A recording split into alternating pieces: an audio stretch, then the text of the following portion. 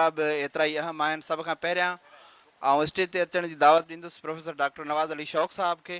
तव्हांजे भरपूर ताड़ियुनि में प्रोफेसर डॉक्टर नवाज़ अली शौक़ साहब। साणनि ई गॾु प्रोफेसर डॉक्टर मोहम्मद अली मांझी साहब आहिनि ऐं प्रोफेसर डॉक्टर साईं अनवर फिगार हकड़ू साहब आहिनि ऐं प्रोफेसर डॉक्टर ममताज़ भुट्टो साहिबा जिन आहिनि। सभिनी खे गुज़ारिश आहे त मथे स्टेज ते तशरीफ़ खणी अचनि। किताब ॾिजाईंदा।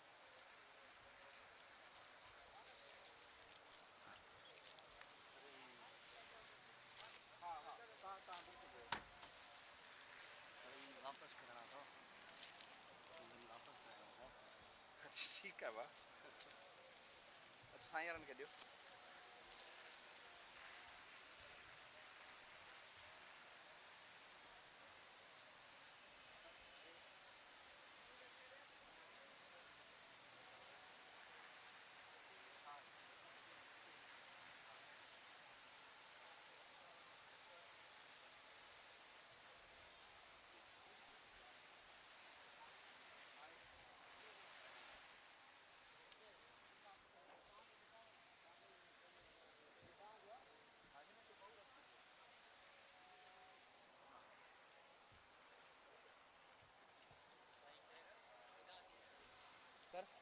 हा हिते ई।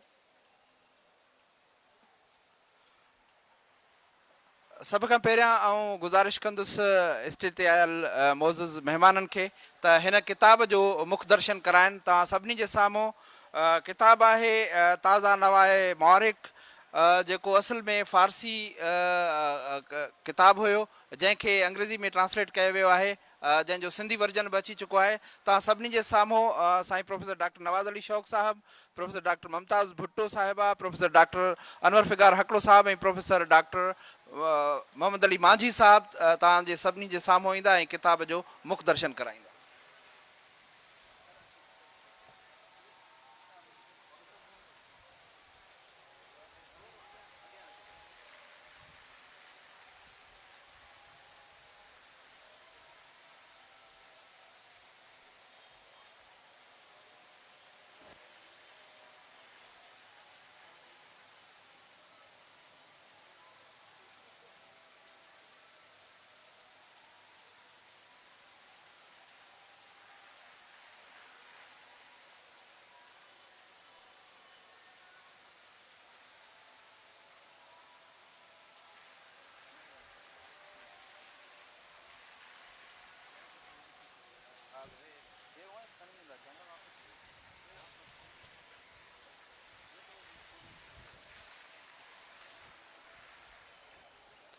आज़ानूं अचनि पियो, असां थोरो वक़फ़ो वठंदासीं।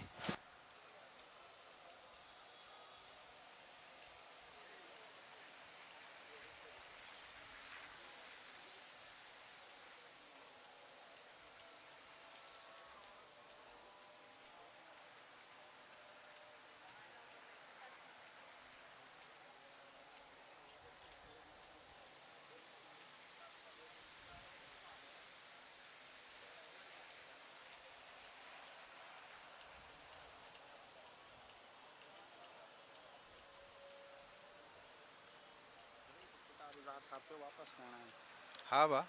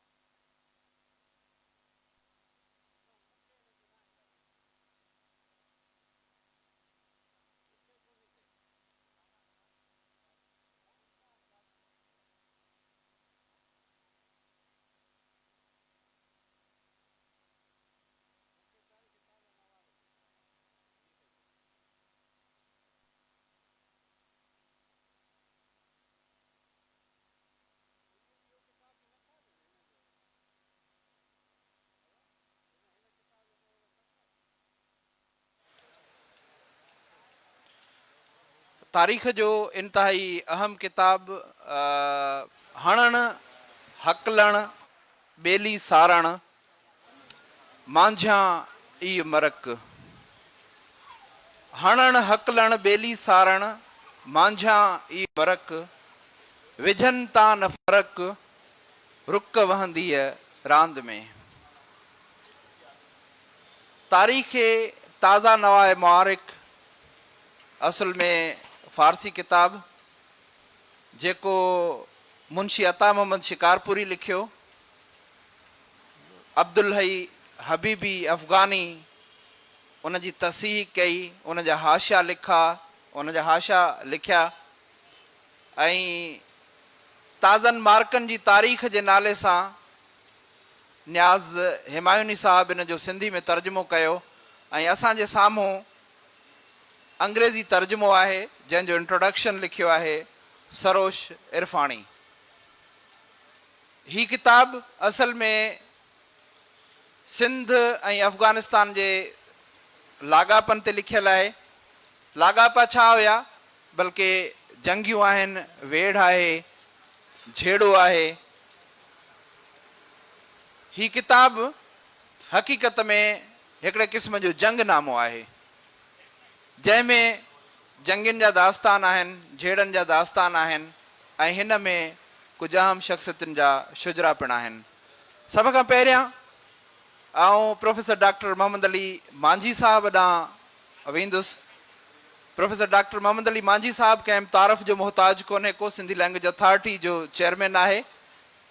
केतिरा ई किताब पाण लिखिया अथनि। तहक़ीक़ जे मैदान में संदन निमाया ख़िदमतूं आहिनि। तमामु वॾनि उहिदनि ते बि रहिया आहिनि त इल्मी ऐं अदबी हवाले सां तमामु अहम किताब कया अथनि, लिखिया अथनि। झोक ते सूफ़ी शाह इनायत शहीद ते जेतिरो कमु साईं जो आहे एतिरो कमु ॿिए कंहिंजो बि साम्हूं नाहे अची सघियो।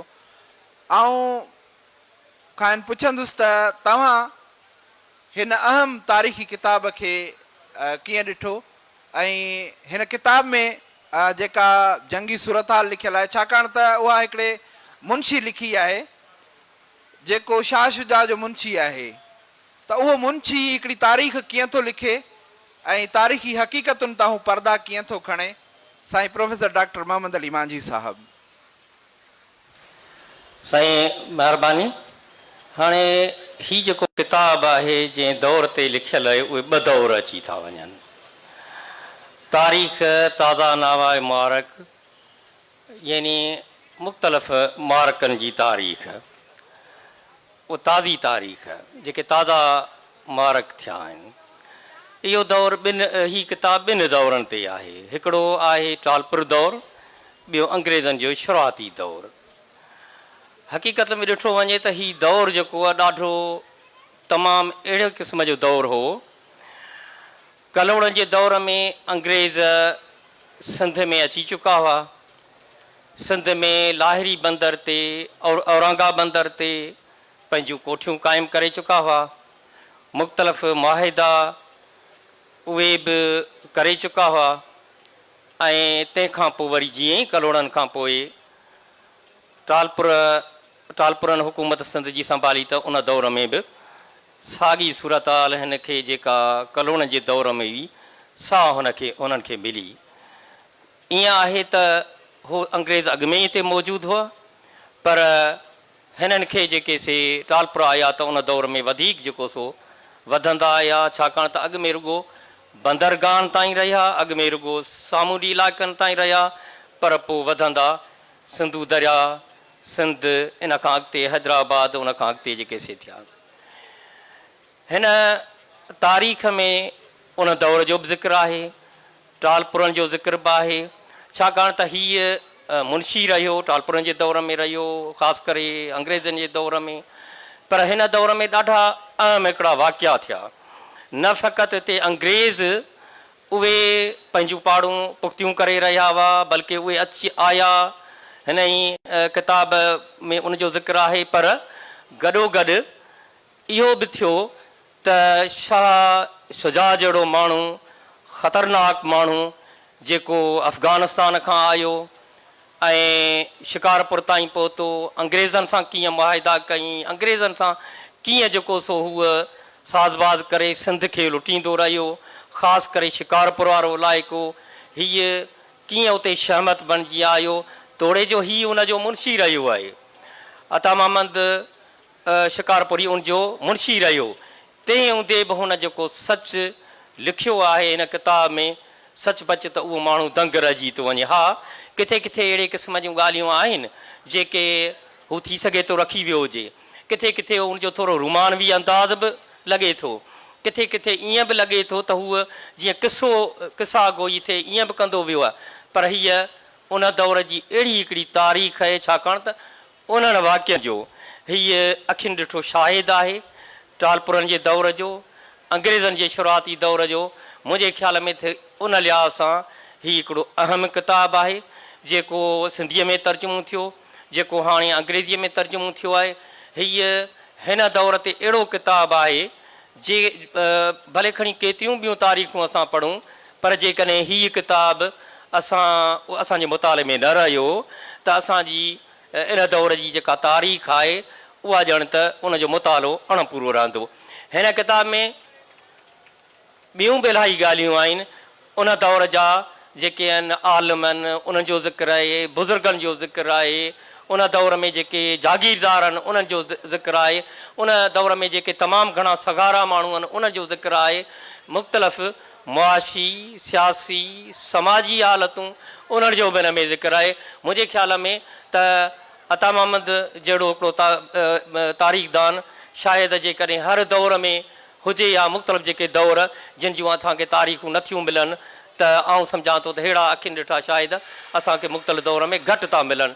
मिलिया आहिनि पर उन्हनि मुख़्तसिर पंहिंजे हिकु नुक़्ते नज़र खां लिखियो आहे। हिन जेको सो मुख़्तलिफ़ अंदाज़नि सां लिखी जेका तारीख़ तां ताईं पहुचाई आहे, सचपच हुनखे अॼु बि शाबस ॾियूं था ऐं असांखे सुभाणे बि ॾियणी पवंदी। ऐं हीअ हिकिड़ो अहिड़ो बुनियादी सोर्स मटीरियल आहे, बेसिक बुनियादी जेको माख़ज़ आहे हिन दौर ते। जॾहिं बि तारीख़ हेसि ताईं जेका लिखी वई आहे, जेका लिखी वेंदी, उनजो ई बुनियादी माख़ज़ रहंदो, रहियो बि आहे ऐं रहंदो। तमामु बहितरीन हक़ीक़त बि इहा ई आहे त ही किताब तारीख़ जा अहिड़ा वर्क उथलाए थो जिन खे पढ़ण जी असांखे हमेशह ज़रूरत पए थी। 1831 में नवाब वली मोहम्मद लगारी वफ़ात करे वञे थो। नवाब जी वफ़ात ते हिन किताब में जेके लफ़्ज़ लिखियल आहिनि ऐं उहे तव्हां सां शेयर करणु चाहींदुसि। उन खां पोइ प्रोफेसर डॉक्टर अनवर फ़िगार हकड़े साहिब ॾांहुं हलंदासीं। किताब में लिखियल आहे त the wise ones die and ignorant once live. I hear that at the time of his death, Plato said, it is pity that the ignorant one remained while the wise one left. What a place of pleasure is this inn with two doors. In a nightingale's place, now a crow sit in the garden. ॾाढी अहम सिट आहे। इन nightingales place now a crow sit in the garden gone is the spring of flowers now thorns sprout in the garden. ऐं लतीफ़ साईं चयो त वया मोर मरी हंज न रहियो हिकिड़ो। हिते बि चए थो त जिथे अॻु बुलबुलूं वेहंदियूं हुयूं उते कांव वेठा आहिनि। ऐं लतीफ़ साईं चए थो त वया मोर मरी हंज न रहियो हिकिड़ो, उन्हनि आखेरनि ते वेठा चिब चढ़ी, वतन थियो वरी कूड़नि काइरनि जो। साईं प्रोफेसर डॉक्टर अनवर फ़िगार हकड़ो साहिब पिणु कंहिं तारीफ़ जा मुहताज कोन्हनि, असांजे उस्तादनि जा उस्ताद आहिनि, dean faculty of arts and social sciences आहिनि सिंध यूनिवर्सिटी में। साईं जन खां पुछंदासीं त हू हिन किताब खे कीअं था ॾिसनि, हिन में बयानु थियल वाक्यनि खे, हादसनि खे ऐं तारीख़ी मार्कनि खे कीअं था ॾिसनि। साईं अनवर फ़िगार हकड़ो साहिब। साईं महिरबानी प्रोफेसर डॉक्टर शेर मेहरानी साहब, मां मुंतज़िमीन जो शुक्रगुज़ार आहियां जो मूंखे हिन अहम किताब ते ॻाल्हाइण जो मौक़ो ॾिनो वियो आहे।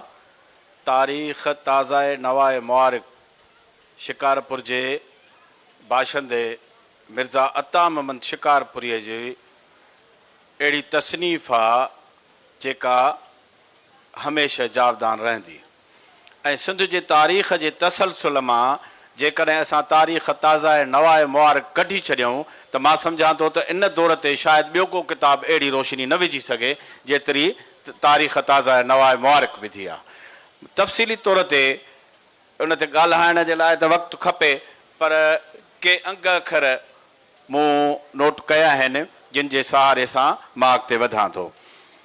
ही असुल बुघिया ख़ानदान जो फ़र्दु आहे ऐं आख़ूद थधे जी औलाद मां आहे।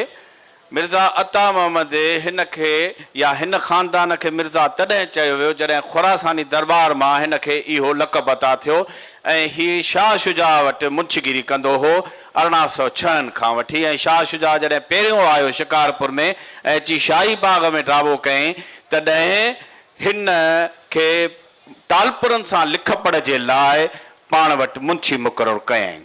हाणे ॻाल्हि इहा आहे त कहिड़ो सबबु आहे या ही उन वक़्तु केतिरी उमिरि जो आहे जो हिन खे शाह शुजा जहिड़े हिकिड़े माण्हू जेको अफ़गानिस्तान खां आयल आहे ऐं उन खे बिना कंहिं ॾिसण वाइसण जे पाण वटि उन जो सबबु इहो आहे त हिन जो मामो शेर मोहम्मद ख़ान खैरपुर जे टालपुरनि वटि नाइब हो ऐं हिन जो ॾाढो अब्दुर्रहीम ख़ान अहमद शाह अब्दालीअ जे वज़ीर वली ख़ान जो वेझो दोस्त हो। उन करे शिकारपुर में ही कुटुंब जो असां वटि इल्मी लिहाज़ खां बि निहायती मथाएं पद जो आहे ऐं अदबी लिहाज़ खां बि उनजो मक़ाम पंहिंजो तमामु आला आहे ऐं तारीख़ी तौर ते बि उन्हनि जो बैकग्राउंड जेको नज़र अचे थो उहो निहायती क़ाबिल तारीफ़ अचे थो। उन करे हिन खे शाह शुजा वटि मुक़ररी मिली। मिर्ज़ा अता मोहम्मद वलद शाह मोहम्मद बुघियो शिकारपुर में 1786 1200 हिजरीअ में जाओ निपनो। संदसि वालिद आलिम बाअमल आमिल ऐं क़ुरान मजीद जो हाफ़िज़ हो। हिननि जो कुटुंब अयामनि खां शिकारपुर में सुकूनत अख़्तियार करे चुको हो। आख़ूद थधो संदन वॾो ॾाढो हो जो अची हिते रहियो। हिकु अंदाज़ मुताबिक़ ही ख़ानदान शिकारपुर जे क़याम खां तुर्त पोइ यानी 1026 हिजरी 1617 में शिकारपुर जो बुनियादु पियो। शिकारपुर जे कोट अंदरि हज़ारी दर ते अलविन जे पाड़े भरिसां आबाद आहे। इल्मी अदबी ऐं दरबारी लिहाज़ खां हिन ख़ानदान जी शोहरत ऐं रसाई रही। मिर्ज़ा अता मोहम्मद जो मामो शेर मोहम्मद ख़ान वलद आलम ख़ान खैरपुर रियासत जे मीरनि जो ख़ासि नाइब हो। मिर्ज़ा अता मोहम्मद खे जॾहिं ख़ुरासान जे दरबार में मिर्ज़ा जो लक़ब मिलियो तॾहिं ही ख़ानदान मिर्ज़ा मशहूरु थियो। संदसि ॾाॾे अब्दुर्रहीम वलद मोहम्मद अली जाब अहमद शाह अब्दालीअ जे वज़ीर शाह वली ख़ान सां तालुकात हुआ। शाह शुजाल मलक जॾहिं 1806 ईस्वीअ में मीरनि खां ढल ॻुहाइण लाइ शिकारपुर जे शाही बाग में अची रहियो तॾहिं हिन टालपुरनि सां फारसी लिख पढ़ करण लाइ मिर्ज़ा अता मोहम्मद खे मुंशी मुक़ररु कयो। हिन ज़माने में शिकारपुर जा ॿ माण्हू शेख साहिबदाद ऐं मिर्ज़ा अता मोहम्मद अंग्रेज़नि खे तमामु घणा वेझा रहिया ऐं हू बि फारसीअ जो अंग्रेज़ीअ जो ऐं सिंधीअ जो पश्तो जो माहिर हो ऐं मिर्ज़ा अता मोहम्मद बि फारसीअ खां अलावा पश्तो जो निहायती माहिर ऐं मां चवां त ॻूढ़ो मुतालियो रखंदड़ इंसानु हो ऐं पश्तो शाइरीअ में बि हुनजो हिकिड़ो मक़ाम पंहिंजो जुड़े थो। मुक़ररु कयो। हिन जी ॼाण ऐं हुस्न सुलूक अफ़गाननि खे मुतासिर कयो जंहिं करे खेसि वज़ीफ़ो मुक़ररु करे ॾिनो वियो जो बाद में मिस्टर फ्रियर पंहिंजे 7 फेबरवरी 1853 ईस्वीअ जे ख़त नंबर 533 मुताबिक़ उहो बहाल रखियो जंहिंजो ज़िक्र असांखे हिस्ट्री ऑफ एलिनेशन इन सिंध में मिले थो। उनजो जुल्द ॿियो ऐं 312 सिफ़नि ते इहो तज़किरो ॾिसी सघिजे थो। मिर्ज़ा अता मोहम्मद खे औलाद में 6 पुट ऐं 2 धीअरूं हुयूं। संदसि हिकु पुटु अब्दुल हकीम जी पीढ़ी अॼु बि शिकारपुर में मिर्ज़ा महल में वसे थी। मिर्ज़ा अता मोहम्मद तारीख़ जे मौज़ूअ ते 2 किताब लिखिया। ख़ज़ाइन तारीख़ जे नाले सां हिकु किताब जेको British museum library J section OR में 868 नंबर ते अॼु बि मौजूदु आहे। ॿियो तारीख़ ताज़ा ऐं नवाए मुबारक। हाणे तारीख़ ताज़ा ऐं नवाए मुबारक जे लाइ जेके सन 1854 ॿुधायो वियो त मिर्ज़ा अता मोहम्मद उनखे मुकमिल कयो ऐं 1855 में उन जे पुट उनजो हिकिड़ो कलमी नुस्ख़ो तयारु कयो। पर इहे तारीख़ूं या सन जेके फारसी ऐं सिंधी तर्जुमे में बि आयल आहिनि उहे घणे भाङे ग़लतियुनि सां भरिया पिया आहिनि। हक़ीक़त में ताज़ा ऐं नवा ऐं मुबारक 15 मार्च 1855 ईस्वी 5वीं जमात सानी 1271 हिजरीअ ते मिर्ज़ा अता मोहम्मद शिकारपुरीअ पाण लिखी मुकमिल कयो। उनजो हिकु कलमी नकुल मई जून 1955 ईस्वीअ मुताबिक़ रमज़ान 1271 में संदसि पुट मोहम्मद हसन लिखी पूरो कयो। सन 1880 ईस्वीअ ताईं उन जे चइनि कलमी नुस्ख़नि लाइ मालूम थी सघे थो 104 सालनि खां पोइ ही किताब पहिरियों दफ़ो फारसीअ में सिंधी अदबी बोर्ड जे पारां शाया थियो।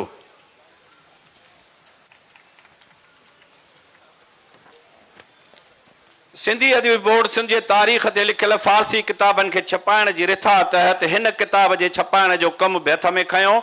उन तस्सीह ऐं हाशिया आराई जो कमु मोहतरम अब्दुल हई हबीबी अफ़गानीअ खे सुपुर्द कयो वियो, छाकाणि जो उनखे उन ज़माने में अफ़गानिस्तान खां जलावतन कयो वियो ऐं कराचीअ में अची रहियो।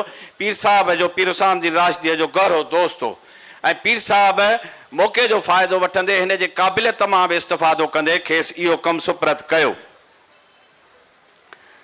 जंहिं निहायत क़ाबिलियत सां किताब जे 746 सिफ़नि ते मुश्तमिल 100 उनवाननि जे मतन खे दुरुस्त करण खां पोइ 61 उनवाननि ते ॿधल 450 सिफ़नि ते तालीक़ात तहरीर करे हिन किताब जी अफ़ादियत में तिहाई वधीक इज़ाफ़ो करे 18 सेप्टेम्बर 1958 ईस्वीअ ते उनखे तकमील ते रसायो। सिंधी अदबी बोर्ड सन 1959 ईस्वीअ में हिन किताब खे पहिरियों भेरो डमी साइज़ में छपाए पधिरो कयो। ही किताब तारीख़ जे हवाले सां न रुगो शिकारपुर ऐं सिंध जे तारीख़ जो हिकु आम माख़िज़ आहे, पर अफ़गानिस्तान जे हुक्मराननि ऐं उमरान जी बि चङी ॼाण फ़राहम करे थो। किताब में मतन ऐं तालीक़ात खां अलावा 17 ख़ानदाननि जे शुजरनि 43 तस्वीरुनि सां जुड़ियल ही किताब न रुगो लाइब्रेरी जे सींगार खे वधाए थो, पर तहक़ीक़ सां उन्स ऐं इश्क़ रखंदड़नि लाइ नवनि मकालनि ऐं नवनि मौज़ूअनि जे उनवाननि जा ॾस ॾिए थो। शिकारपुर जे तारीख़ जे हवाले सां हिन किताब खे ख़ुसूसी अहमियत हासिलु आहे, छाकाणि त हिकु तरफ़ हिन जो मुअलिफ़ शिकारपुरी आहे ऐं शिकारपुर जे तालीफ़ जो कमु शिकारपुर में ई कयो अथसि, ऐं ॿिए तरफ़ हिन में शिकारपुर जे अफ़गानी दौर हुकूमत ऐं अंग्रेज़ी राज जे इब्तिदाई अयाम जी तारीख़ बयानु थियल आहे। किताब जे अभ्यास मां अंदाज़ो लॻाए सघिजे थो त लफ़्ज़ शिकारपुर मुख़्तलिफ़ हवालनि सां 200 भेरा इस्तेमालु कयो वियो आहे, जंहिं मां इहो वाज़िह थिए थो त मंझि चङो तारीख़ी मायो मौजूदु आहे। तारीख़ ताज़ा ऐं नवा ऐं मुबारक शिकारपुर तोड़े सिंध में शाह शुजाल मलक जे आमद ऐं कयल कारवाइनि ते रोशनी विझे थो। जीअं पीर हुसैन राशिदी साहिब लिखियो आहे त हिन किताब में बरतानवी ज़माने ऐं शाह शुजाल मलक जे आमदो रफ़्त जी मुकमिल ऐं मुस्तनद तारीख़ आहे, छाकाणि त मुसनिफ़ उन दौर जो माण्हू आहे ऐं वाक़ियात जो चश्मदीद गवाह आहे। सो बेशक शाह शुजाल मलक जे मुतलिक़ अंदाज़नि 12 बाबनि में त घणो तणो ज़िक्र ख़ुसूसी तौर नज़र अचे थो, मगर उन्हनि खां सवाइ बि उमूमी तौर ते ज़मननि जा बजा तज़किरो कयल आहे। इन जे किसे जी शुरूआत 1806 खां कयल आहे ऐं उन सन में हुन पंहिंजे वज़ीर शेर मोहम्मद ख़ान सां गॾिजी सिंध जो रुख़ कयो ऐं उन ई इरादे सां कायाई त हू हितां जे हुक्मराननि खां ढल उगाड़े उन इरादे सां मंज़िलूं कंदे अची शिकारपुर पहुतो ऐं शाही बाग में ड्राबो कयई। लिखियल तमामु घणो आहे, मैडम बि उन ते घणो ॻाल्हाए सघे थी, पर 2-4 ॻाल्हियूं जेके निहायत ई अहम आहिनि उहे त शाह शुजाल मलक खे तैमूर शाह नाले पुटु शिकारपुर में तवल्लुद थियो ऐं जॾहिं खेसि तैमूर शाह ॼाओ तॾहिं हुन 8 ॾींहं शिकारपुर खे चरागां करायो ऐं जशन ऐं केतिरा ई प्रोग्राम हुन रचाया। शाह शुजाल मलक वटि शिकारपुर में कोहिनूर हीरो बि मौजूदु हो, जेको अॻिते हली राजा रंजीत सिंह हिन खां फुरे वरितो। इहा समूरी तारीख़ मैडम बि रक़म कई आहे, मां चवां थो त मैडम वरी हुन ते वधीक रोशनी विझे। महिरबानी। यकीनन असां मैडम ॾांहुं हलंदासीं। प्रोफेसर डॉक्टर मुमताज़ भुट्टो कंहिं बि तारीफ़ जी मोहताज कोन्हे का। सिंध जी तारीख़ ते उन्हनि जी तमामु गहरी नज़र आहे, ख़ासि तौरु सियासी तारीख़ जेका सिंध जी आहे उन ते मैडम दस्तरस रखनि थियूं। असां खां पुछंदासीं त हिन किताब खे तव्हां कीअं ॾिठो आहे?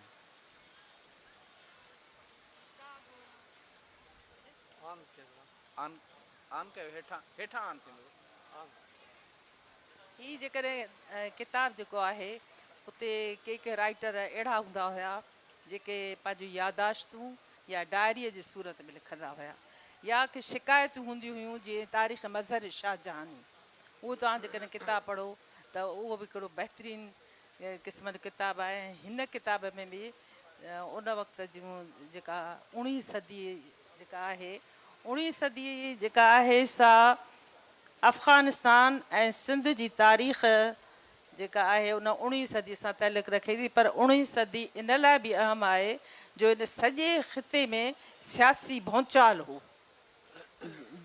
वेड़ झेड़ हुई, अंग्रेज़नि जी कुझु आमद हुई, हुक्मराननि जी वेड़ हुई ऐं साज़िशूं तमामु घणियूं ओज ते हुयूं। तंहिंजे करे माण्हू जेके हुया से बि ॾाढा परेशान हूंदा हुया। बहरहाल हिन असांखे त हीअ अंग्रेज़ी वारो किताबु हींअर मिलियो आहे ऐं डॉक्टर मुमताज़ पठाण जा लिखियल आहिनि। डॉक्टर मुमताज़ पठाण खे बि कुझु उनखे सुठनि लफ़्ज़नि में यादि कंदे मां इहो चवंदुसि त हू हिकिड़ो बहितरीनु इंसानु हो। ठीकु आहे, नेचर वाइज़ के ॾिंगा ॿुधो आहे त थींदा आहिनि माण्हू। असांजे डिपार्टमेंट सिंध यूनिवर्सिटी में मुस्लिम हिस्ट्री में हू प्रोफेसर बि हो ऐं जॾहिं मुंहिंजी अपॉइंटमेंट थी आहे उन खां अॻु में हू काफ़ी वक़्तु हलियो वियो हो। ऐं हुन जो हिकिड़ो किताबु जेको अरहून ऐं तरखान ॿिया ई 2 मूं ॾिठा आहिनि। तमामु हुनजी घणी महिनत आहे ऐं जंहिं सलीक़े सां, जे तरीक़े सां ऐं जे रेफरेंस सां उहो किताबु ॾिए थो उहो पंहिंजो मट पाण आहे। जेसिताईं हिन किताब जो तइल्लुक़ु आहे त हिन किताब में नादर शाह अफ़शार खां वठी सिंध जा टालपुर हुक्मरान महाराजा रणजीत सिंह जी सिंध जी सरहद वटि छेड़छाड़, ॻढ़ी आसिन जा मोहम्मद ज़ई ऐं अंग्रेज़ ऑफिसर एलेक्जेंडर बर्न्स खां चार्ल्स नेपियर खां वठी फिरियर ताईं ऐं फिरियर खां वठी दीवान गुद्दूमल ताईं जो अहवालु आहे। जी जी मैडम। उन खां सवाइ जेको असांखे तर्जुमे वारो किताबु जंहिंजो सिंधीअ में तर्जुमो आहे उन में कई तस्वीरूं आहिनि हुक्मराननि जूं, रणजीत सिंह जूं आहिनि, शाह शुजा जूं आहिनि ऐं ॿियूं केतिरियूं आहिनि। उन खां सवाइ शहर, कुझु किला, कुझु हिस्टोरियन तव्हां हिन किताब खे कीअं था ॾिसो? माना हिस्ट्री में हिन किताब जो केतिरो वैल्यू आहे ही, छाकाणि त हिस्ट्री कॾहिं कॾहिं जेका लिखाई वेंदी आहे ऐं जेका असुलु हिस्ट्री आहे उन में कॾहिं कॾहिं फ़र्क़ु अची वेंदो आहे। तव्हां पाण हिकिड़ा हिस्टोरियन आहियो, तव्हां हिन किताब खे हिस्ट्री जे स्कॉलर जी हैसियत सां कीअं था ॾिसो? ॾिसो न, जीअं हाणे चचनामे लाइ चवंदा आहिनि त उहो कूड़ो आहे, मां कूड़ो न चवंदी आहियां। थोरो घणे घटि ताईं ओणायूं थी सघनि थियूं पर किताब हरूभरू ईअं कूड़ ते न लिखिया था वञनि। हीअ बि हाणे किताबु जेकॾहिं आहे त असां न सिर्फ़ु इहो पर ॿिया बि जेकॾहिं असां पढ़ूं था किताब त उन्हनि में इहो ई आहे त हिकिड़ो सिंध अफ़गानिस्तान जेको पासो आहे उन में वेड़ झेड़ घणी हूंदी हुई ऐं तंहिंखां सवाइ इहे जेके पठाण आहिनि इहे कश्मीर साइड जो देरा गाज़ी खान वारो पासो वठी अची हिन शिकारपुर में वार थींदा हुया। ऐं शिकारपुर तमामु हिकिड़ो औज वारो शहर हुयो, हिकिड़ो तिजारती शहर हुयो, जेके 8 दरवाज़ा हुया, हुनजो क़िलो हूंदो हो ऐं हुन वटि पैसो बि तमामु घणो हूंदो हो। ऐं जॾहिं शाह शुजा ते कब्ज़ो करे वेही रहियो ऐं टालपुरनि खां उन ढल घुरी त हुननि पहिरियां 3 महीना त ॾिन ऐं उन खां पोइ हुननि वाइदो कयो त असां तव्हांखे ढल ॾींदासीं। पोइ उन खां पोइ हुननि वटि एतिरो पैसो न पे थियो या हुननि न पे ॾियणु चाहियो, जंहिंजे करे वरी हुन फ़ौजी परेड शुरू कई ऐं उहा फ़ौजी परेड हज़ारी दर ते थींदी हुई। हज़ारी दर ते चवनि था उहा फ़ौजी परेड हलंदी हुई, उहो फ़ौज लाइ मख़सूसु उहो गेट हूंदो हुयो। पोइ जेकॾहिं जेको तव्हांजो सुवालु आहे त हिनखे कीअं थो ॾिसे, मां इन पंहिंजे मौक़िफ़ ते बीठल आहियां त हरूभरू इहे किताब तारीख़ जा कूड़ा न आहिनि। थोरी घणी रद बदल थिए थी, जीअं चचनामे ते 52 पेजनि जा सम्झो त हुन जा फैक्ट्स फिगर्स डॉक्टर नबी बख्श ख़ान बलोच ॾिना हुया ऐं उहो बि मुंहिंजे नज़र खां गुज़रियो। ऐं मुंहिंजो अक्सर डॉक्टर नबी बख्श ख़ान बलोच मुंहिंजो पाड़ेसरी हूंदो हो ऐं ओल्ड कैंपस में असांजो घरु हूंदो, डॉक्टर साहिबु बि उते रहंदो ऐं अक्सर मुंहिंजी हुन सां ॻाल्हि ॿोल ऐं डिस्कस इहे अदबी इहे इल्मी थींदा हुया। जॾहिं मूं PhD पे कई उन में मूं चयो त सूर्य बादशाह ते हिकिड़ो चैप्टर अचे, तॾहिं बि मूं डॉक्टर नबी बख्श ख़ान बलोच खां सलाह कई हुई त डॉक्टर बलोच बि इन ॻाल्हि जो आहे त हरूभरू एॾी जेका तारीख़ आहे न सा कूड़ी न आहे। वधीक जेको सवाल कयो था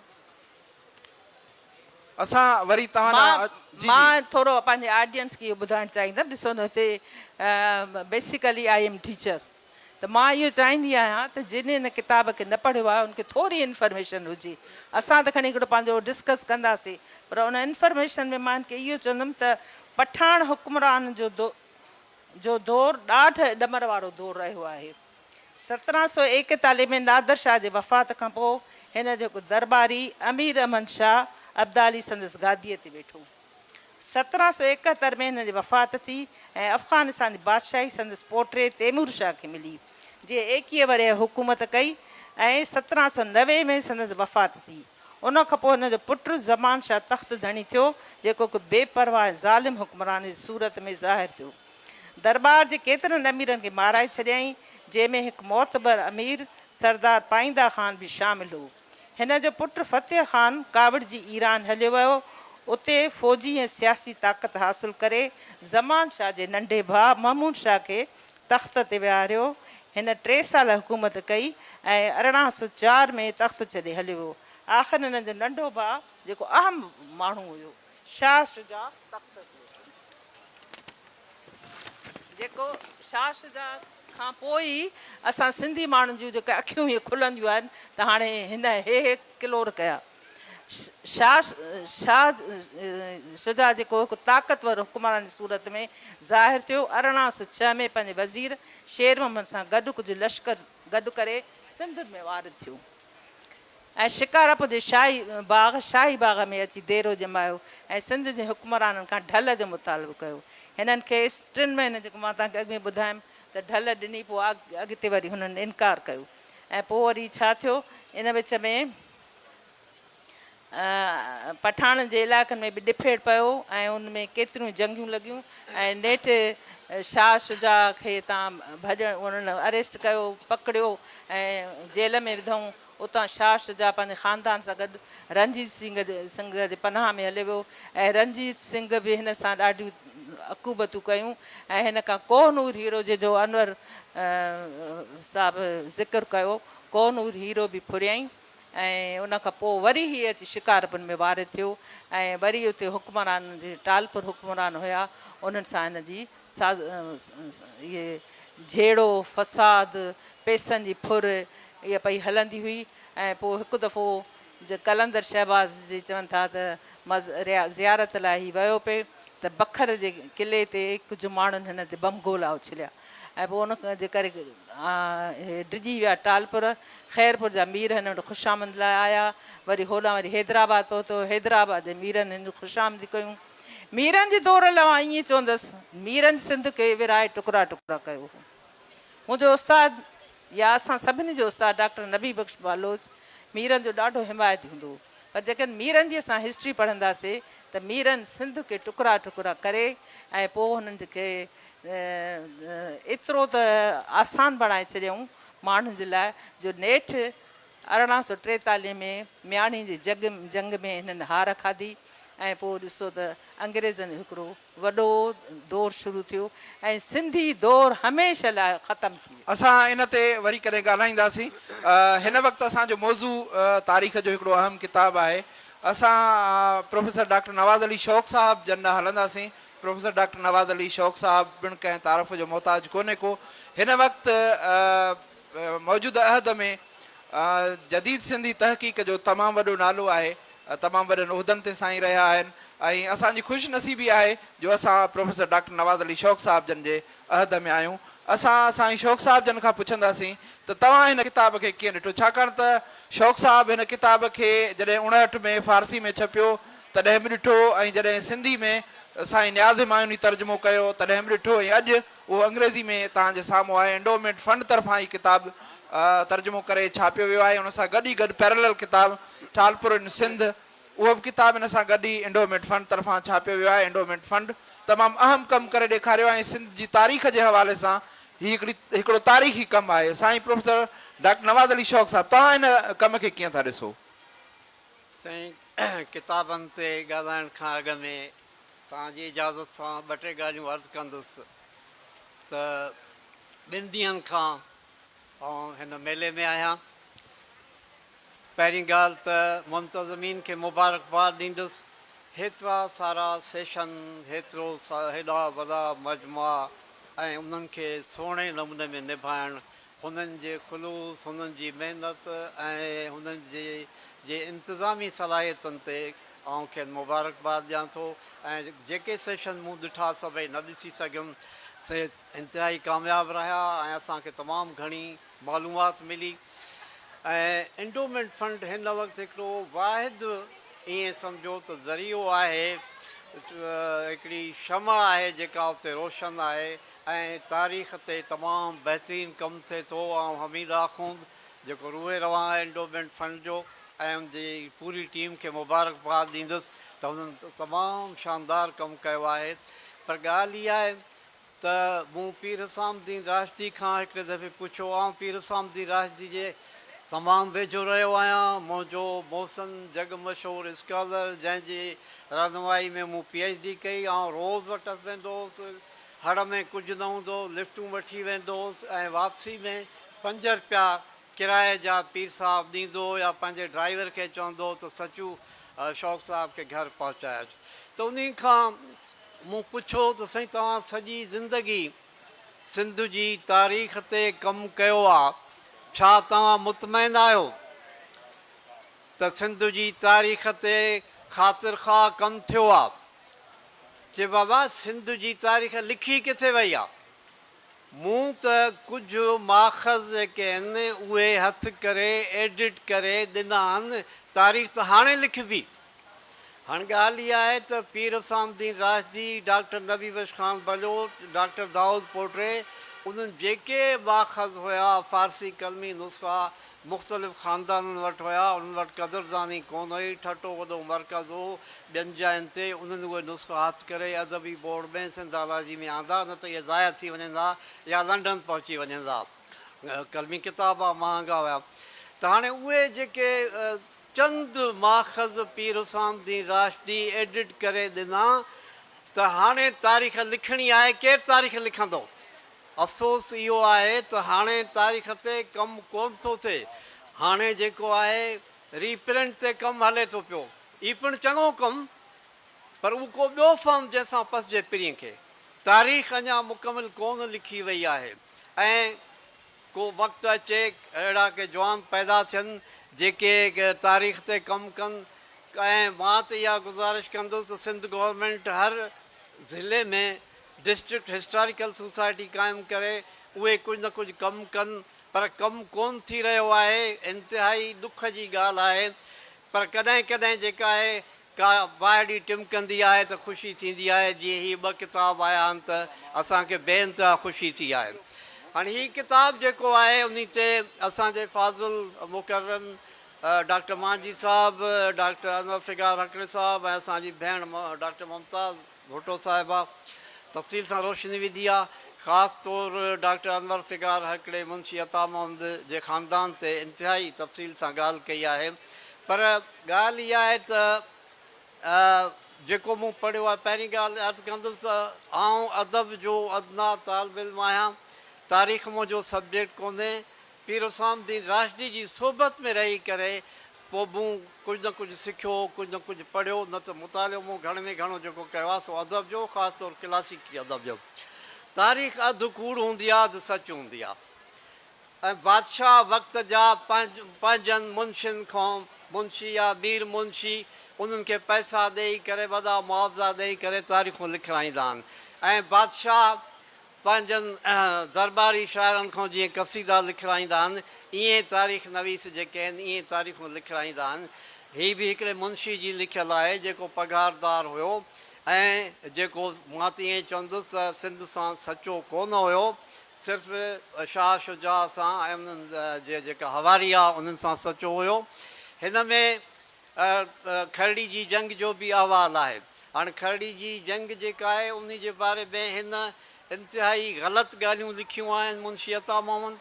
ऐं ॿियूं ॻाल्हियूं जेके आहिनि, सिंधी जेके बहादुर जोधा हुआ उन्हनि खे बुज़दिल सॾियो अथईं, उन्हनि खे शेर सॾियो अथईं। ऐं इंतिहाई किरियल ज़ुबान जेका आहे न इस्तेमालु कई आहे। ऐं ॿिया माख़ज़ जेकॾहिं तव्हां पढ़ंदो, ख़लीफ़े नबी बख्श खे पढ़ंदो त सिंध जी बहादुरी तव्हांखे नज़र ईंदी। खरड़ी जी जंग हिकिड़ी मुनफ़रिद जंग हुई। ऐं उन खां सवाइ आंदल माछी खे जेकॾहिं तव्हां पढ़ंदो त खरड़ी जी जंग जो पतो पवंदो। ॿियो वरी हिकिड़ो नओं माख़ज़ जेको आहे असांखे मिलियो आहे खरड़ी जी जंग ते। उहो काज़िम नाले हिकिड़ो शाइरु आहे शिकारपुर जो, उन इहो चयो आहे त मूंखे शाह फ़क़ीरुल्लाह अलवी जे फ़र्ज़ंद शाह हामिदुल्लाह अलवी चयो त तूं हिन वाक़े ते नज़्म लिख। पोइ हुन हिकिड़ी मसनवी लिखी आहे। उन मसनवी में हुन जेके ॻाल्हियूं लिखियूं आहिनि, हाणे हिते जेका ॻाल्हि कई वई आहे त शाही बाग़ न, हू लिखे थो शहज़ादो बाग़। ऐं शहज़ादो बाग़ जेको आहे शाह शुजा जे हिकिड़े अज़ीज़ जो हुयो, उन वटि अची करे लथो हुयो। ऐं ॿी ॻाल्हि इहा आहे त इहो चयो थो वञे, मुंशी अतामोन लिखियो आहे त मीर मुराद अली ख़ान जेको आहे गद्दारी करे शाह शुजा खे घुरायो हुयो त तूं हिते अचु ऐं जेको आहे अची करे शिकारपुर ते सिंध ते अची करे कब्ज़ो कर। उहो ही जेको आहे मुंशी अतामोन लिखियो आहे। पर हिन जेको आहे काज़िम जेका मसनवी लिखी आहे, उन में लिखियो अथईं त ही पहिरियों उतां जेको आहे खाना जंगी जे करे लुधियाने आयो। लुधियाने खां पोइ अंग्रेज़नि जेको आहे हिन खे पंहिंजो साज़ सामान ॾिनो, अंग्रेज़ी फ़ौज ॾिनी, ख़ुरासानी फ़ौज हुन सां गॾु हुई ऐं हिंदुस्तानी फ़ौज बि उतो वठी आयो। ऐं हुन मसनवी में लिखियो आहे त ही सिंध ते कब्ज़ो करणु आयो हो ऐं शिकारपुर खे हुन मर्कज़ बणाइणु पिए चाहियो। ऐं हुन जेको आहे ॿियूं जेके ॻाल्हियूं लिखियूं आहिनि, इंतिहाई यानी तज़हीक आमेज़ ॻाल्हियूं आहिनि खरड़ी जी जंग जे बारे में। हालांकि अहिड़ी का ॻाल्हि कोन्हे। हिकिड़ो लुधियाने जो हिकिड़ो रोलाक उतां जेको भॼी निकितो आहे, अंग्रेज़नि हुननि खे इन लाइ साज़ सामान ॾिनो, इन लाइ मदद कई त मीरनि जो ज़ोर भञूं, मीरनि जी ताक़त खे ख़तमु कयूं, अंग्रेज़ी लश्करुनि सां गॾु। मूं हिकिड़ो मज़मून लिखियो खरड़ी जी जंग ते, जंहिंमें मूं लिखियो हुयो त अंग्रेज़नि जा सिपाही हिन सां गॾु हुया। त डॉक्टर बलोच मूंखे चयो त कीअं था चओ त अंग्रेज़नि जा सिपाही गॾु हुया? मूं चयो मुंहिंजो अंदाज़ो आहे। ऐं उहो अंदाज़ो सही निकितो। जॾहिं काज़िम वारी मसनवी पढ़ीसीं त हुन चयो त अंग्रेज़ जा फ़ौजी हुन सां गॾु हुया ऐं अंग्रेज़ जूं जो जंगी सामाननि सां गॾु हो। हिन जेका आहे आदम शाह जी टकरी, उन ते हुननि तोबूं जेके आहिनि नसब कयूं ऐं तॾहिं बि बहादुर जेके आहिनि पटका ॿधी करे उनजो मुक़ाबिलो कयो आहे। ऐं उहो हिकिड़े रोलाक जी हू तारीफ़ थो करे जेको भाॼो कड़ आहे, जेको सिंध जो गद्दार आहे। ऐं उन सां मुआदो इहो हुयो त तूं हिन ते 40 ॾींहं रहंदे। अंग्रेज़ मीर मजबूर हुया, हेॾां सिख जेके आहिनि से अंग्रेज़नि जा इलाही हुया। हाणे कीअं इनकार करे सघनि? उन खे 40 ॾींहं रहण जो इजाज़त ॾिनी। 4 महीना थी विया, हू भाॼो कड़ो तां निकिरे ई कोन पियो। ऐं हुननि चयसि त बाबा तूं वञु, चए न। पोइ हिन जेका आहे आस पास जेका आहे गोसिर जी आबाद, जाफ़राबाद, इहो सॼो इलाइक़ो मुंहिंजो ॾिठलु आहे। जिते खरड़ी जी जंग लॻी आहे, लालवाह, इहो सॼो इलाइक़ो ॾिठलु आहे। 8 साल रहियो आहियां सखर में। त उते जेको आहे न फुर लुट कई, औरतूं जेके आहिनि उन्हनि खे खणी पए विया, एॾा हिन ज़ुल्म कया। आख़िर जेको आहे मीरनि पंहिंजो हिकिड़ो माण्हू मोकिलियो, उन जेको आहे हिन सां मुक़ाबिलो कयो। पर उहो जेको आहे शहीद थी वियो। उनजे पुटु वरी जिहान ख़ान जेको आहे उनजे माण्हू खे शाह शुजा जे माण्हू खे हिदायतुल्लाह नालो अलाहदाद बि सजदाद उन खे ॾेढ ख़तमु कयो। उन खां पोइ जेको आहे खरड़ी वारी जंग लॻी आहे। मीरनि चयो त हीउ वञे ई कोन थो, माण्हुनि शिकायतूं कयूं सही त अमन अमान कोन्हे। ऐं ॿी ॻाल्हि इहा आहे त हिन लिखी आहे ॻाल्हि काज़िम त हिते सिंध में धाड़ेलनि जो राज हुयो ऐं अमन अमान क़ाइमु करण जे लाइ शाह शुजा चङो जो आयो। इहा साज़िश हर दौर में तारीख़ में रही आहे। अञा ताईं इहा आहे, धाड़ेल फैक्टर क़ाइमु करे गवर्नर राज क़ाइमु कयो हथ सां। इहे ॻाल्हियूं हथ सां क़ाइमु कयूं वेंदियूं आहिनि। अंग्रेज़ जेकॾहिं तव्हां मुंहिंजो तर्जुमो कयल किताब मेमायर सां थर एंड पार्कर पढ़ंदव त अंग्रेज़नि चयो आहे त असां त सिंध जे माण्हुनि खे निजात ॾियारी। सिंध में वॾो ज़ुल्म हो, धाड़ेल हुया। जेको माण्हू ईंदो आहे उहो चवंदो आहे त असां हिननि खे निजात ॾियारी आहे। ईअं कोन्हे।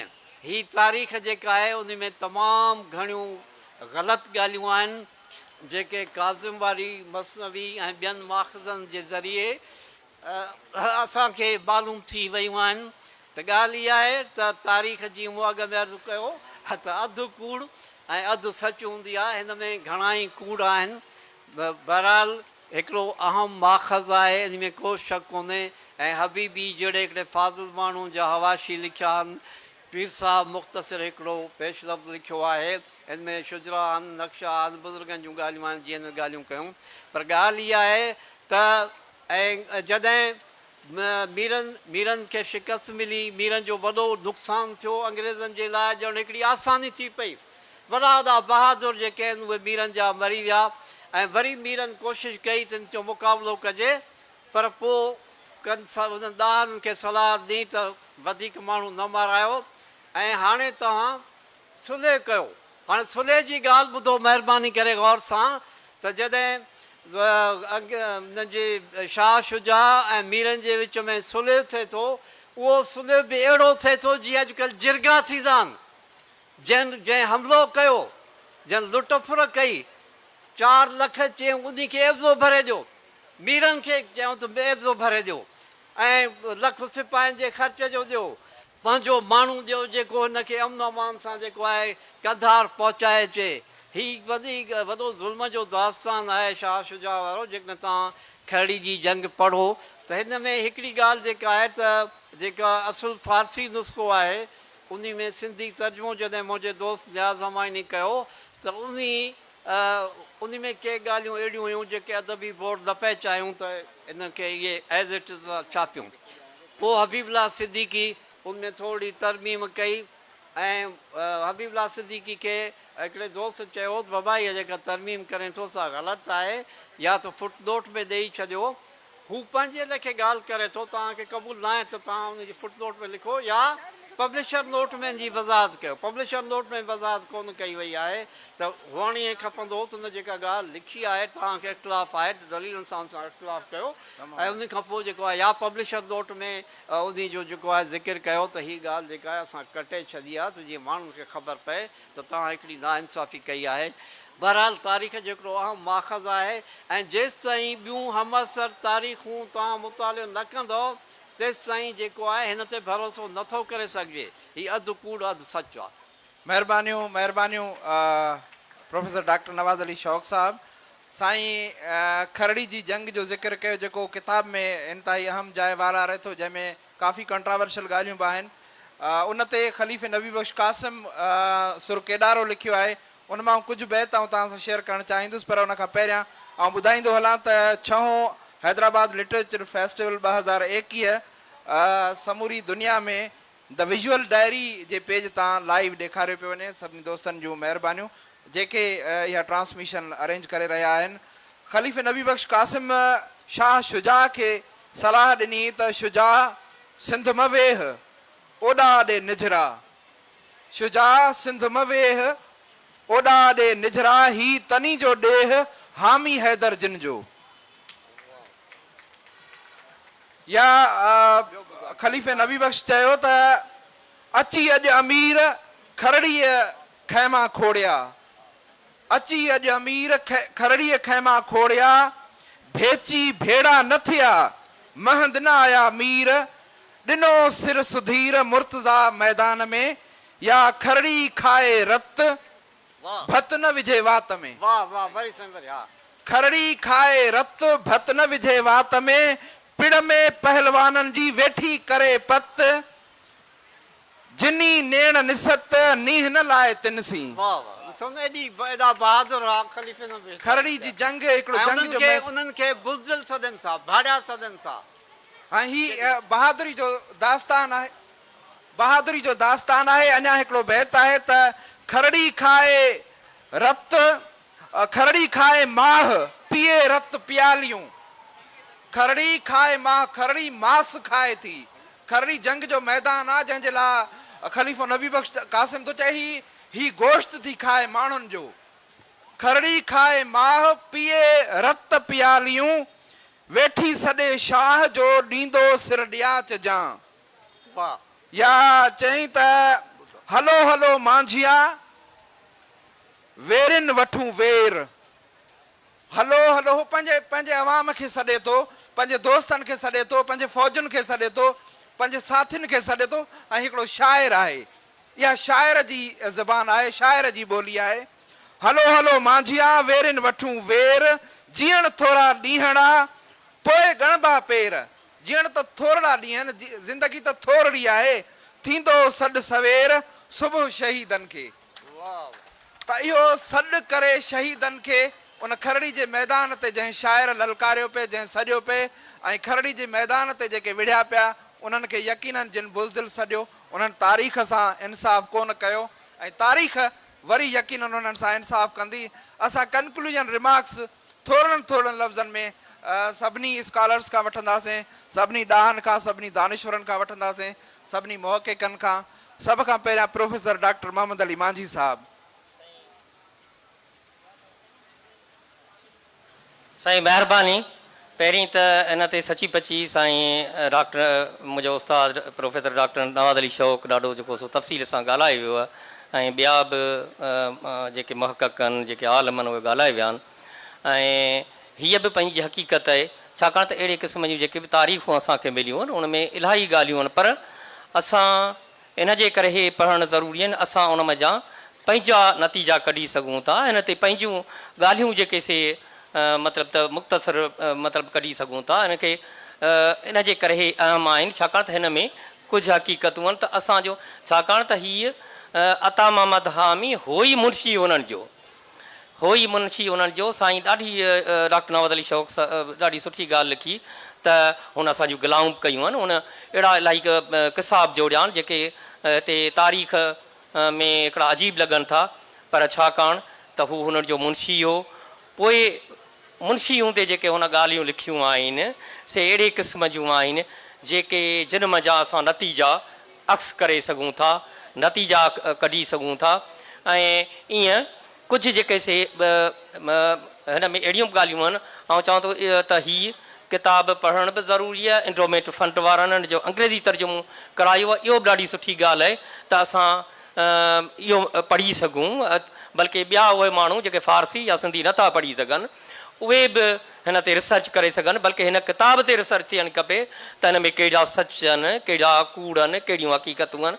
हिन में किताब में ॿियूं बि जेके से ॻाल्हियूं आहिनि, जीअं शुजरा आहिनि जिन में मीरनि जो कलोड़नि जो शुजरो आहे, मीरनि जो शुजरो आहे, या पहिरियां जेके अंग्रेज़ आहिनि उनजो ज़िक्र आहे। ईअं ई जेके कुझु नक्शा आहिनि, कुझु मुआहिदा आहिनि जेके अंग्रेज़नि कया हुआ, जेके मीरनि सां कया हुआ। हिन किताब में असां इहो बि महसूसु करे सघूं था, बल्कि इहो नतीजो कढी सघूं था त जॾहिं हिते अंग्रेज़ आया तॾहिं कहिड़ी चालाकीअ सां आया, कीअं जेको सो जीअं चयो वञे थो मीरनि जे लाइ त हुननि सफ़ा का उनजी मतिलबु त हालत ख़राबु हुई या हुनखे हुकूमत ई करण कोन ते आई। ज़ाहिर आहे त जेके बि असांजा आहिनि दुश्मन आहिनि उहे असांखे गुल कोन विझंदा, उहे ईअं ई आहे त हुननि असांजूं ग़ुलाम कयूं आहिनि। पर सच हीअ त अंग्रेज़नि खे जेका हुकूमत मिली हुई उनखां अॻु में ई जेका मीरनि खे हुकूमत मिली हुई उनखां अॻु में ई अंग्रेज़ मौजूदु हुआ। अंग्रेज़ असांजा अहम जेके वापारी मर्कज़, जेके बंदरगाह हुआ, उन्हनि ते कोठियूं क़ाइमु करे वेठा हुआ। ऐं शाह शजा जहिड़ो माण्हू जेको हुननि जो ॼण त वेकाऊ हिकिड़ो माण्हू हो, जेको ॼण पैसे ते कॾहिं हेॾां पियो अचे, कॾहिं हिंदुस्तान पियो वञे, कॾहिं किथे पिया घुराइनि, उनजे मार्फत सिंध खे तबाह पे कयूं। ऐं उन्हनि जो ई मुंशी हूंदे बि जेके ॻाल्हियूं लिखियईं उहे पढ़णु घुरिजनि। ऐं उहे पढ़णु असांजे लाइ इन जे करे ज़रूरी आहे जो छाकाणि त उन दौर ते के सुठियूं तारीख़ूं असांखे मिलनि ई कोन थियूं। हाणे हिन क़िस्म जा किताब उहे असां बुनियादी माख़ज़ करे उन ते रिसर्च करे असां नतीजा कढंदासीं। बाक़ी इहा हक़ीक़त आहे त हुन असांजे लाइ मतिलबु खरड़ी जी जंग हुजे या ॿिया जेके ख़ासि करे अंग्रेज़ जेको ॿियो दफ़ो शाह शुजा आयो आहे हिते उते रुॻो शिकारपुर न, पर जेको हैदराबाद आयो आहे, हैदराबाद में जेको दादागिरी अची कई, हैदराबाद में जेको हिकिड़ो दहशतगर्द थी आयो आहे, उनजो बि हिकिड़ो अणसिधी तरह ज़िक्र हिन में ॾाढो हिकिड़ो अहिड़ो मिले थो जेको दिलचस्प बि आहे ऐं तारीख़ी बि आहे। तमामु अहम। साईं प्रोफेसर डॉक्टर अनवर फिगार हिकिड़ो साहिबु हिकिड़े मिंट में कंक्लूजन। साईं तव्हांजी वॾी महिरबानी। हिकिड़ो मिंट त तमामु घटि आहे। हाणे अर्ज़ु इहो आहे त खरड़ीअ जो ज़िक्र अवां छेड़ियो आहे त मां अव्हांखे ॿुधायां त आगा इस्माइल शाह जॾहिं खरड़ीअ जे जंग जे लाइ शिकारपुर मां थिए निकितो तॾहिं मिर्ज़ा अता मोहम्मद शिकारपुरीअ खे बि दावत ॾिनई त हिन जंग में शरीक थी, पर हू किनारा कशी करे वियो।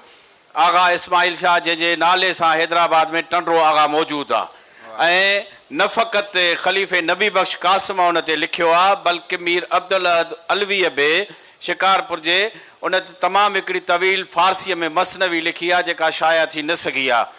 ताज़ा ऐं नवां मुआरिक केतिरनि ई लिहाज़नि खां निहायती अहमियत जोॻो किताबु आहे ऐं न फ़क़ति उन जो अंग्रेज़ीअ में ई तर्जुमो या सिंधीअ में तर्जुमो थियो आहे बल्कि उन जो उर्दूअ में बि तर्जुमो थियणु खपे ऐं मुहक़िक़ीन खे उन जे लाइ आमादा कयो वञे त उहे अफ़गानिस्तान जे तारीख़ सां हिन जी कंपेरेटिव स्टडी असांखे पेश कनि। ऐं असांजे मुहक़िक़नि खे खपे त महिरबानी करे हिन किताब में सननि जूं ऐं वाक़िअनि जूं के ज़रूरु ग़लतियूं आहिनि ऐं असीं चऊं था त मिर्ज़ा अता मोहम्मद मुंशी हो, यकीनन मुंशी हो ऐं मुंशीगिरी हुन कई, पर तमामु वॾो आलिम ऐं शाइर हो। मौलाना दीन मोहम्मद वफ़ाई मशाइर सिंध में हुन ते जेके 5-7 पेज लिखिया आहिनि ऐं हुन जे पर्शियन पोइट्रीअ जा जेके मिसाल ॾिना आहिनि उन मां ज़ाहिर थो थिए त मिर्ज़ा अता मोहम्मद शिकारपुरी वॾो आलिम हो ऐं मां संदसि सुन जी नस्तहलीक ॾिठी आहे जेका साहिबदाद जे कुतुबखाने में मौजूदु आहे ऐं उन शेखनि जो जेको शिजरो लिखियो आहे जेको शेख अयाज़ जे ख़ानदान सां बि तालुक़ रखे थो, निहायती अहमियत जोॻियो दस्तावेज़ आहे। ऐं मिर्ज़ा अता मोहम्मद शिकारपुरीअ जे तारीख़ जो नफ़्सियाती जाइज़ो बि वठणु घुरिजे। मां तव्हांजो शुक्रगुज़ार आहियां जो मूंखे तव्हां हिकिड़ो मिंट ॻाल्हाइण जो मौक़ो ॾिनो। लख एहसान। महिरबानियूं महिरबानियूं प्रोफेसर डॉक्टर अनवर प्रकाश। असां कुझु न आहियूं, असल में छा आहे त वक़्तु पंहिंजी पुॼाणी ते पहुची चुको आहे। मैडम खे गुज़ारिश आहे त हिकिड़े मिंट जे लाइ पंहिंजा रिमार्क्स ॾियनि। ॻाल्हि हीअं आहे त तव्हां पाण हींअर जेकर शाइरी पढ़ी इन में जेकॾहिं सपोज़ कयो हुन में का ग़लतियूं बि आहिनि त हेॾां वरी असांखे ॿी ख़बर पए थी। हिकिड़ो तारीख़ जो शागिर्दु या हिकिड़ो मुहक़क़ इहे ॿई शयूं ॾिसंदो, ॿई शयूं ॾिसी पोइ हू कंक्लूजन कंदो त छा सचो छा कूड़ हो। जेकॾहिं हिन में कुझु इज़ाफ़ो बि आहे, ज़ाहिर आहे हू मुंशी हो, उनजे फेवर में लिखंदो। जीअं मीर हुननि जी ख़िदमतूं पिया करनि या महिमान पिया करनि त इहो लिखियो अथसि त मीरनि हुनजी शाया शाह ख़िदमत कई। पर जेकॾहिं होॾां अरगोन तरखाननि जी तव्हां तारीख़ ॾिसंदो, कुझु राइटर अहिड़ा बि आहिनि जिन सिंधी मुस्लमाननि खे काफ़र करे छॾियो आहे। इहे फैक्ट्स पंहिंजी जॻह ते आहिनि ऐं जॾहिं असां जहिड़ा माण्हू ईंदा त उहो चवंदासीं कीअं सिंधी मुस्लमान जेके आहिनि से काफ़र हुया। बहरहाल हीअ किताबु जेको आहे तमामु हिकिड़ी हिन जी अहमियत आहे ऐं हिन किताब ते तहक़ीक़ ईअं त PhD बि हिन ते किताब ते कराए थी सघिजे। हिनखे एलोबरेट करे खोले जीअं असांजे हिस्ट्री में बि कुझु किताब अहिड़ा आहिनि जिन ते असां कराई आहे, इस्लामिक स्टडीज़ में बि अहिड़ा आहिनि जिन ते बुक्स ते डिग्री मिली आहे। हीअ किताबु उन वक़्त जी 19वीं सदी जेका आहे उन में वॾी अहमियत रखे थो ऐं असांखे सॼी ख़बर पए थी त शिकारपुर जा माण्हू छा हुया ऐं शिकारपुर में कहिड़ो शऊर हुयो, सियासी शऊर हुयो, समाजी ऐं तइलीमी ऐं उतां जा माण्हुनि जो बाकिरदार हुअणु या उते जेको सम्झो त जीअं शाह शुजा उते परेड पे कराई त उहे ख़बरूं जॾहिं मीरनि ते वञी पहुतियूं त उहे बि पहुचाइण वारा उतां शिकारपुर जा ई माण्हू हुया।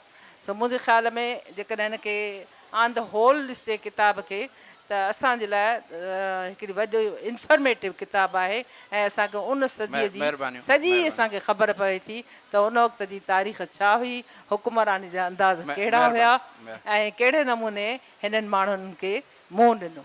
Thank you so much madam, thank U. महिरबानी। डॉक्टर नवाज़ अली शौक़ साहब। मां बसि इहो अर्ज़ु कंदुसि त सिर्फ़ु हिकिड़ी तारीख़ ते न फाड़िजे, हिकिड़ी तारीख़ ते इनसार न कजे, हम असर ॿियूं तारीख़ूं बि ॾिसजनि। हिन किताब में के अहम ॻाल्हियूं बि आहिनि, वरी मालूमात मिले थी। जीअं तारीख़ मज़हर शाह जहानी आहे, उन्हनि बि सिंधियुनि जे लाइ नाहजार इहे नादान बेवकूफ़ वक़्त जे हुकुमरान सां विढ़नि था। इहे तारीख़ नवीस जेके आहिनि अहिड़ियूं ॻाल्हियूं लिखंदा आहिनि त हिकिड़ी तारीख़ खे मुस्तंद न सम्झे। हम असर 2-टे तारीख़ूं ॾिसी पोइ नए सिर जेका आहे तारीख़ लिखिजे। बहरहाल आउं ईअं चवंदुसि त जॾहिं तॾहिं सिंधड़ी तोखे कंधा रहूं जोखो। वाह वाह। ऐं ख़लीफ़े नबी बख़्श क़ासिम चयो त पिरेह झुलंदा पस अलम तौक अमीर जा, तड़ तुरतई गॾिया लोथूं लुछन लस हूरूं पाए हस अची वेठियूं ओॾड़ियूं। तव्हां सभिनी जी तमामु घणी महिरबानी।